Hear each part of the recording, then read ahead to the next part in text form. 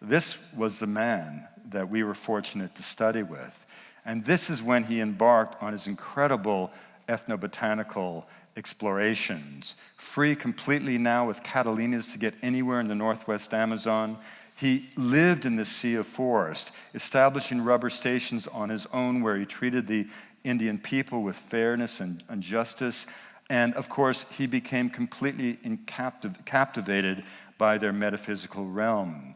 This is where he collected the medicinal plants, 2,000 botanical specimens previously unknown to science. He lived with the indigenous people as one with the indigenous people, attending these fantastic festivals like the Kayare or the Miriti Paraná, and eventually, of course, ingesting at every conceivable opportunity ayahuasca and yopo and all the magic plants that are the essence of the shaman's repertoire, living in these longhouses decorated with the visions of the beings. And of course, he took great delight in chewing Amazonian coca, and for the rest of his life, he would tell anyone who would listen that coca was the greatest of all stimulants.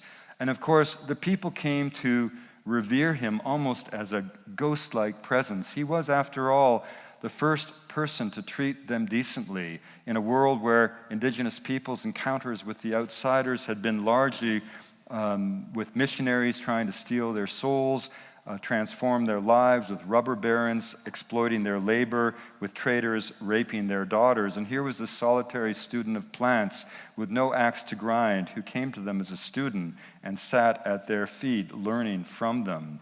I know my friend Andrew Weil was another student of Schultes. When he first went to the Northwest Amazon in 1968, a Colombian professor advised him, and this after all is an area the size of France, if you ever get in trouble anywhere in that country, just mention Schultes' name.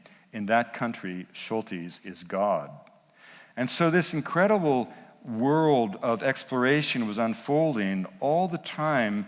He was thinking that this dream of a new rubber plantation industry was going to come about. But of course, he had no idea of the machinations going on back in Washington. In 1953, the rubber program was taken over by the State Department from USDA. The order went out that rubber was not for Latin America. The clonal gardens that grew the rare germplasm, collected at tremendous cost of treasure and blood from an entire continent, were chopped to the ground. The files were seized and set away.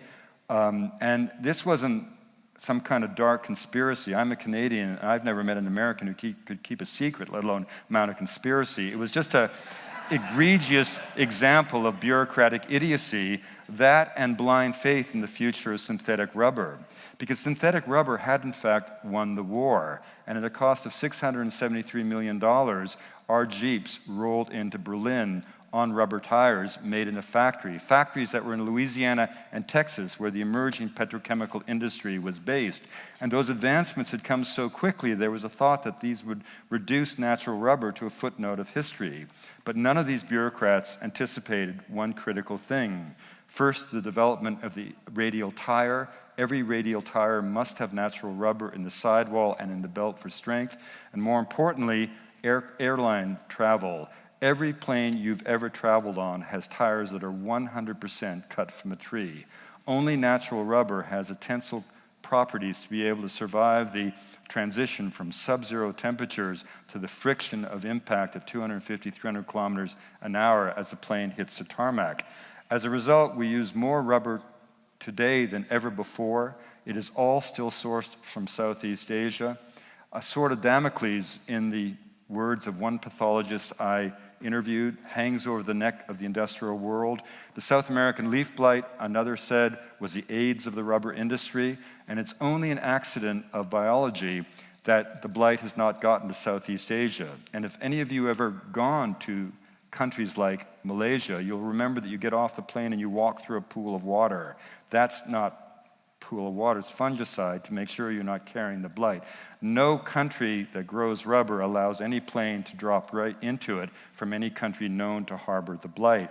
And so literally we live in this world where a single act of biological terrorism or the accidental introduction of the spores to Southeast Asia could have an enormous impact on an industry upon which we are as dependent today as we were in 1941. And none of this had to happen if we had just allowed the dream of the botanist to be realized and had not all of their efforts been canceled by the stroke of a single bureaucrat's pen. But none of this made Schultes a bitter man. It simply reaffirmed his faith that all bureaucrats were fools, and it sent him back to Harvard, where he devoted the rest of his life to those who would follow in his wake. Schultes, more than any other scholar or professor I ever knew, really did live by the adage that the student was as important as the teacher in the lineage of knowledge. When I was a young sophomore, I burst into his office one day unannounced and found myself staring down at the president of Harvard, Derek Bach, who was in the middle of a meeting with Schultes. I began to spew apologies, retreating towards the door, and Schultes stopped me and he said, "Mr. President, could you please get out of the office? There's a student to see me." That was Schultes.